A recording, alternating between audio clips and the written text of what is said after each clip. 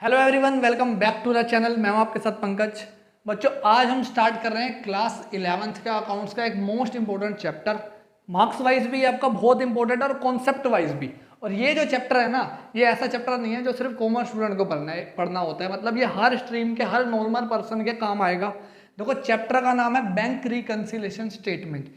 क्या होता है, पहले इसका आप मीनिंग भी समझोगे, लेकिन उस मीनिंग को समझने से पहले मतलब आपको इसका मीनिंग तभी समझ आएगा जब आपको कुछ चीज़ें क्लियर हैं। तो देखो, पहले वो कॉन्सेप्ट क्लियर करते हैं, क्योंकि ये जो चैप्टर है ये कॉन्सेप्ट पे ही बेस्ड है। और अब अच्छी बात ये होगी, आपके जितने भी चैप्टर्स आएंगे ना टर्म 2 के मोस्टली, उसमें आपकी थ्योरी नहीं आएगी। अकाउंट्स की 11th की थ्योरी से ही आपको डर लगता था। अब यहाँ पे थ्योरी नहीं आएगी, प्रैक्टिकल ज़्यादा आएगा, जिसको आपने पूरा सोच के रियल लाइफ से आप एप्लीकेबल करके इसे कर सकते हो। तो देखो, इस चैप्टर के लिए हमें क्या इंपॉर्टेंट चीज़ सीखनी है। देखो बच्चों, एक होती है कैश बुक, जो आप सबने बनाई थी, अपने सिलेबस में अकाउंट्स के आई थी। और एक होती है पासबुक। एक होती है कैश बुक और एक होती है पासबुक। अब कैश बुक तो हमें पता है, जिसमें हम कैश से रिलेटेड ट्रांजैक्शन लिखते हैं। याद रखना, यहाँ पे हम डबल कॉलम कैश बुक की बात करेंगे, सिंगल कॉलम की नहीं। डबल कॉलम की क्यों बात कर रहे हैं? क्योंकि हमें यहाँ पे जो डबल कॉलम का बैंक वाला कॉलम था, हमें उससे मतलब होता है, कैश वाले से कोई भी मतलब नहीं होता। और एक होती है पासबुक। पासबुक आप सबके घर में होगी, जिसके भी जो भी आपने अकाउंट खुलवा रखा होगा, आपको एक बैंक से मिली होगी पासबुक। लेकिन याद रखना, वो एक्चुअल पासबुक नहीं होती जो हमारे घर में होती है, वो सिर्फ एक पासबुक की कॉपी होती है। इसलिए पहले आपने देखा होगा, हर थोड़े टाइम बाद हमें बैंक जाना पड़ता था, जिसमें हम वहाँ पे जाके अपने पासबुक में एंट्रियां करवाते थे। जो रियल पासबुक होती है वो होती है हमेशा बैंक के पास। तो हम बैंक के पास जाते थे, बैंक ने अपने पासबुक में एंट्री करी होती थी, और वो वही एंट्री हमारी पासबुक में हमें कॉपी करके देता था। तो हमारे पास कॉपी होती है पासबुक की, एक्चुअल पासबुक किसके पास होती है? बैंक के पास। एक तो ये बात याद रखना। कैश बुक इस चैप्टर में हमारा जो भी अकाउंट होल्डर होगा उसके पास मानेंगे, या जो भी हमारा बिजनेसमैन है, जो बिजनेस कर रहा है, उसके पास मान के चलेंगे हम, वो उसमें एंट्रियां बना रहा है। अब कुछ रीजंस की वजह से इस कैश बुक और इस पासबुक में जब डिफरेंस आ जाता है कि कैश बुक और पासबुक का बैलेंस मैच नहीं होता। मान लो मैंने चेक किया, मैंने अपने घर में रिकॉर्ड किया कि मेरे अकाउंट में 50,000 रुपये होने चाहिए, मैं अपना डेली रिकॉर्ड करता हूँ कैश बुक में। लेकिन जब मैं बैंक गया तो पता चला मेरे बैंक में तो सिर्फ 40,000 रुपये शो कर रहा है। तो ये डिफरेंस किस वजह से आया? जब हम इस डिफरेंस को पता करने के लिए एक स्टेटमेंट बनाते हैं, उसको बोलते हैं बैंक रिकंसिलिएशन स्टेटमेंट। देखो, इसकी डेफिनेशन ही यही है, BRS prepared by the account holder on a particular date. आपके सिलेबस में हमेशा वो एक पर्टिकुलर डेट ही लिखेगा। मतलब या तो 31 मार्च को बना रहा होगा, 31 जून को बना रहा, 30 जून को बना रहा होगा, मतलब महीने के एंड में बना रहा होगा। Particular date to reconcile the bank balance as per cash book. देखो यहाँ पे क्या वर्ड आया? बैंक बैलेंस, क्योंकि हमें डबल कॉलम में बैंक वाली साइड देखनी है, कैश वाली नहीं देखनी। With the balance as per bank statement और बैंक पासबुक। ये बैंक स्टेटमेंट कहाँ से वर्ड आया? पासबुक के 2-3 नाम होते हैं, एक होता है पासबुक, एक होता है बैंक स्टेटमेंट, और एक होता है आपका बैंक बुक। ये तीनों नाम आ सकते हैं, तीनों का मतलब एक ही है, क्या है? पासबुक। एक तो आपको ये सीखना है। तो जब इसका बैलेंस के लिए जो स्टेटमेंट बनेगी वो हो गई बीआरएस।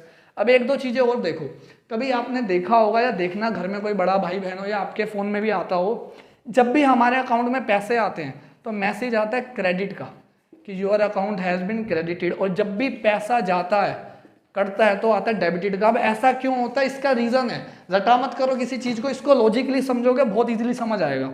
मान लेते हैं कोई पर्सन है, मिस्टर एक्स, ठीक है, वो अपना बैंक है, उसका कोई भी बैंक है, उसने अपने बैंक में जाके पैसे जमा कराए, 10,000 रुपये जमा कराए। तो अब बैंक के लिए जो मिस्टर एक्स है वो क्या हो गया? अकाउंट्स की लैंग्वेज में क्रेडिटर हो गया, क्योंकि बैंक को उसे पैसे वापस करने पड़ेंगे 10,000 रुपये। तो बैंक की लायबिलिटी इंक्रीज हो गई। क्या इंक्रीज हो गई? लायबिलिटी। और अकाउंट्स का रूल है, जब भी लायबिलिटी इंक्रीज होगी तो क्या करते हैं? क्रेडिट करते हैं। इसलिए मैसेज आता है your account has been credited, मतलब बैंक कह रहा है कि हमारी लायबिलिटी बढ़ चुकी है। और जब भी हम पैसा निकालते हैं, अब मैंने 10 में से 5,000 रुपये निकाल लिए, तो मैसेज आता है your account has been debited. Debited का क्यों आता है? क्योंकि बैंक की लायबिलिटी अब कम हो गई। पहले बैंक को आपको 10,000 रुपये देने थे, अब उसने आपको 5,000 रुपये देने हैं। तो जब भी लायबिलिटी कम होती है, अकाउंट्स में रूल क्या है कि लायबिलिटी को डेबिट करना है, इसलिए मैसेज आता है your account has been debited. ये बिल्कुल आपको पता होना चाहिए, क्योंकि एंट्रीज आएगी इससे रिलेटेड। तो बच्चों को समझ ही नहीं आता है क्रेडिट क्यों बोल रहा है, डेबिट क्यों बोल रहा है। अब एक चीज़ तो ये हो गई इसमें समझने वाली। अब एक चीज और समझो कि हमें इसको करने के ना कुछ स्टेप्स हैं। जो भी BRS का जब भी आप क्वेश्चन करोगे आपको कुछ स्टेप्स फॉलो करने पड़ेंगे, अदरवाइज वो क्वेश्चन आपका गलत होगा। क्या स्टेप्स हैं देखो, आपको ना इसमें कुछ बैलेंस गिवन होगा। क्या गिवन होगा? बैलेंस। ऐसे लिखेगा balance as per cash book, balance as per passbook, ऐसा गिवन होगा। देखो स्क्रीन पे फोटो भी आ गई होगी, मैंने क्वेश्चन की फोटो लगाई है जिसमें लिखा हुआ है balance as per cash book, balance as per passbook. तो सबसे पहले आपने ये देखना है कि आपको बैलेंस किसका दिया है। अगर बैलेंस कैश बुक का दिया है, किसका दिया है? कैश बुक का, और साथ में पासबुक का भी लिख रखा है, दोनों बैलेंस गिवन है। मोस्टली ऐसा होगा कि दोनों बैलेंस गिवन होंगे। तो आपने जिसका नाम पहले आ गया, अगर कैश बुक का नाम पहले आ गया तो आपने मानना है कि हमें बैलेंस कैश बुक का दिया है। अगर क्वेश्चन में पहले नाम आ गया पासबुक का तो आप मानोगे पासबुक का दिया है। और मान लेते हैं अगर दो की जगह सिर्फ एक ही दिया है, सिर्फ कैश बुक का दिया, पासबुक का दिया ही नहीं है, तो सिर्फ किसका मान के चलोगे? कैश बुक का। अगर कैश बुक की जगह सिर्फ पासबुक का दिया है तो किसका मान के चलोगे? कि सिर्फ बैलेंस पासबुक का गिवन है। अब ये ऐसा क्यों जरूरी है कि आपको बैलेंस मानना पड़ा हो, ये भी देखते हैं कि क्यों जरूरी है। आपको जो मैं स्टेप्स बता रहा हूं वैसे ही करना, जिससे इजी हो जाएगा ये थोड़ा। स्टेप 1 मैंने क्या बताया? सबसे पहले चेक द बैलेंस। आपने बैलेंस चेक करना है कि किसका बैलेंस आपको गिवन है। अब बैलेंस क्यों चेक करना है, ध्यान से समझो। 4 टाइप के आपके बैलेंस होंगे। आपको क्वेश्चन में 4 टाइप के बैलेंस दिए जा सकते हैं। पहला कैश बुक का डेबिट बैलेंस, दूसरा कैश बुक का क्रेडिट बैलेंस, तीसरा पासबुक का डेबिट और चौथा पासबुक का क्रेडिट। ये 4 बैलेंस होते हैं।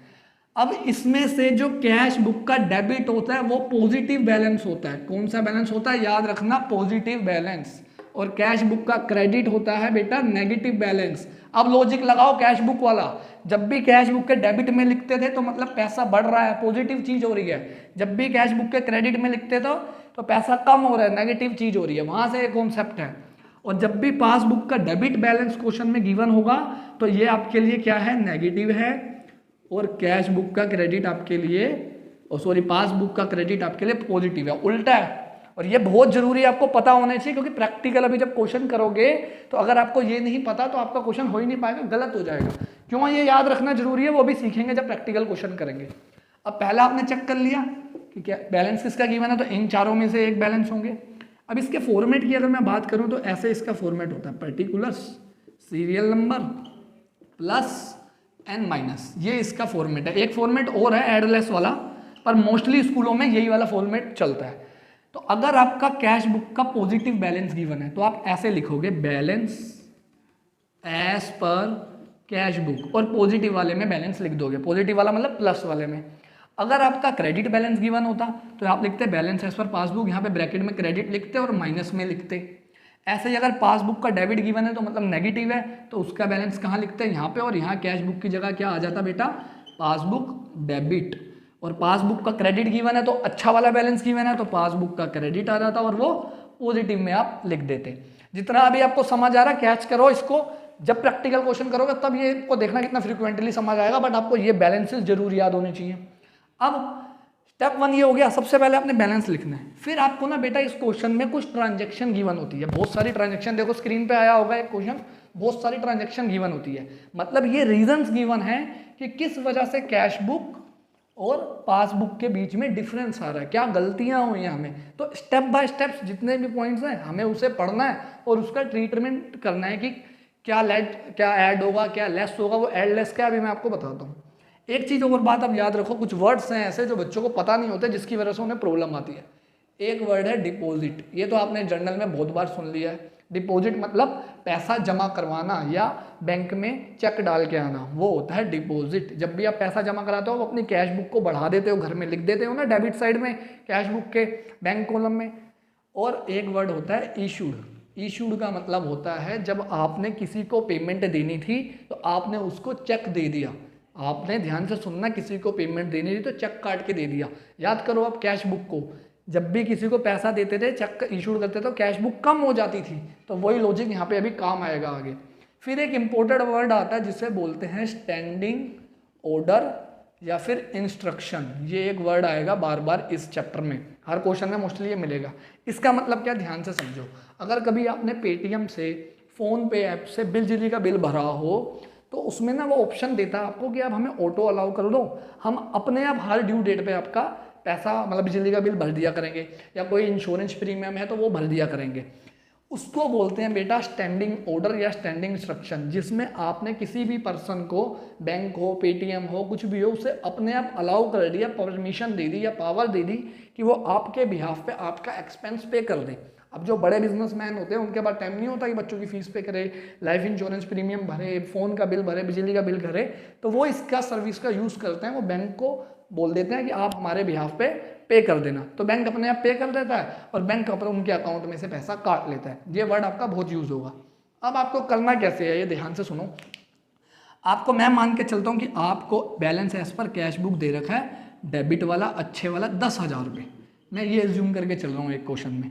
अब आगे क्या होगा, आपको बहुत सारी एंट्रियाँ गिवन होगी। मान लेते हैं एक एंट्री ये है कि deposit cheque into bank, bank में पैसा चेक डाला but not credited by bank, ये एंट्री है मान लेते हैं। इसका पहले मतलब समझो कि आप गए बैंक में, एक बॉक्स होता है बैंक में, उसमें चेक डल जाता है, आप चेक डाल के आ गए, तो आपने घर पे बैठ के क्या किया होगा। अब याद रखना आपके पास क्या होती है, कैश बुक। अभी मैंने बताया था कि कैश बुक जो होती है वो अकाउंट होल्डर के पास होती है, तो मैं अकाउंट होल्डर हूँ, मैंने कैश बुक डाल दी और कैश बुक बढ़ा दी कि भाई मेरी कैश बुक बढ़ गई है, ठीक है। मैंने कैश बुक इंक्रीज कर दी कितने से, मान लेते हैं 5,000 रुपये से, 5,000 से सॉरी, लेकिन बैंक में तो पैसा आया ही नहीं है, बैंक ने तो वो क्रेडिट ही नहीं किया पैसे को, तो मेरी पासबुक कम है, कैश बुक मेरी बढ़ गई है, पासबुक मेरी बड़ी ही नहीं है, वो इक्वल है, सेम कंडीशन में है। अब याद रखना, अब मुझे इन दोनों को इक्वल करना है, तो जब भी मैं बच्चों से पूछता हूँ इनको इक्वल कैसे किया जाए, तो वो क्या बोलते हैं, पासबुक में 5,000 रुपये बढ़ा दो, और यही गलती होती है। याद रखना बेटा, जिसका बैलेंस हमें गिवन होगा क्वेश्चन में, जो आप यहाँ लिखोगे balance as per cash book या पासबुक, तो जिसका बैलेंस गिवन होगा आप उसी को घटा सकते हो, उसी को बढ़ा सकते हो, दूसरे वाले को नहीं छेड़ सकते। तो इस कंडीशन में आपको कैश बुक में से 5,000 रुपये माइनस करने पड़ेंगे। तो अब ध्यान से सुनो, आप यहाँ पे लिखोगे check deposited but not credited by bank. ये स्टेटमेंट जैसे आप नरेशन लिखते हो ना उसमें जर्नल में, वैसे ये स्टेटमेंट है, ये आप अपनी मर्जी से लिख सकते हो। अब मैंने क्या बोला, आपको पासबुक कैश बुक को घटाना पड़ेगा ताकि दोनों इक्वल आ जाएं, तो मेरे को माइनस साइड में लिखना पड़ेगा 5,000 रुपये। ये होता है इस चैप्टर में, आपको ऐसे करना है, ऐसे समझना है। सबसे पहली गलती जो बच्चे करते हैं वो ये भूल जाते हैं बैलेंस किसका दिया है, पासबुक को बढ़ाने के लग जाते हैं। तो नहीं, जिसका बैलेंस क्वेश्चन में गिवन है आप उसी को घटा सकते हो, उसी को बढ़ा सकते हो, दूसरे को नहीं छेड़ सकते। ऐसे एक और क्वेश्चन समझते हैं, एक और स्टेटमेंट। मैंने किसी को चेक इशू कर दिया था 2,000 रुपये का, ठीक है, बट उस पर्सन ने पेमेंट के लिए शो ही नहीं किया, but not shown for payment, उसने पेमेंट के लिए शो ही नहीं किया, मतलब मैंने किसी को चेक दिया, वो उसने अपने बैंक में डाला ही नहीं, पैसे ही नहीं कटे मेरे अकाउंट से। अब मैंने जब चेक दिया होगा, मैंने क्या किया होगा, मैंने कैश बुक को कर दिया होगा कम, कैश बुक का बैंक कॉलम जो था मैंने उसमें माइनस कर दिया होगा। कैश बुक में आप यही करते थे, मैंने तो इसको 2,000 रुपये से कम कर दिया, लेकिन पासबुक तो सेम है, पासबुक तो कम ही नहीं हुई। तो अब मैं इसको तो छेड़ नहीं सकता क्योंकि मेरे को बैलेंस किसका गिवन है, कैश बुक का। तो अब मुझे इन दोनों को बराबर करना है, मैंने इसको पहले कम कर दिया था, इसको अब 2,000 से बढ़ा दूंगा तो दोनों क्या हो जाएगी, बराबर। फिर मैं यहाँ लिखूंगा check issued but not presented, और प्लस वाले में लिख दूंगा 2,000 क्योंकि अब मुझे बढ़ाना है। तो ये इस चैप्टर का कॉन्सेप्ट है। आपको पहले बैलेंस चेक करना है, फिर देखना है कि ट्रांजैक्शन मुझे क्या कह रही है, क्या कैश बुक कम हो गई थी तो उससे बढ़ाना पड़ेगा या पासबुक को छेड़ना पड़ेगा। तो ये था बच्चों आज का हमारा टॉपिक। 1-2 क्लास लगेगी इसको आपको करने में, फिर आपका फ्लो में समझ आएगा आपको कि इसके क्वेश्चन को कैसे करना है, क्योंकि इसमें डेट की बहुत ज़्यादा प्रॉब्लम आती है कि कभी कभी चेक मैंने आज डाला, वो जिस दिन मैं BRS बना रहा हूँ उस डेट के बाद आया बैंक में या बाद में पैसे कटे, तो वो हम क्वेश्चंस करेंगे, काफ़ी सारे इलस्ट्रेशन और अनसोल्ड करेंगे तो आपको क्लियर हो जाएगा कॉन्सेप्ट। तो मिलते हैं बच्चों नेक्स्ट वीडियो में। ध्यान से देखो इस कॉन्सेप्ट को, चैप्टर को, क्योंकि 10 नंबर का ये आपका मैक्सिमम 10 और मिनिमम 8 नंबर का चैप्टर ये आने वाला है। 6 नंबर का बड़ा क्वेश्चन और 2 नंबर के इसके MCQ जरूर रहेंगे। तो मिलते हैं बच्चों नेक्स्ट वीडियो में। Thank you everyone.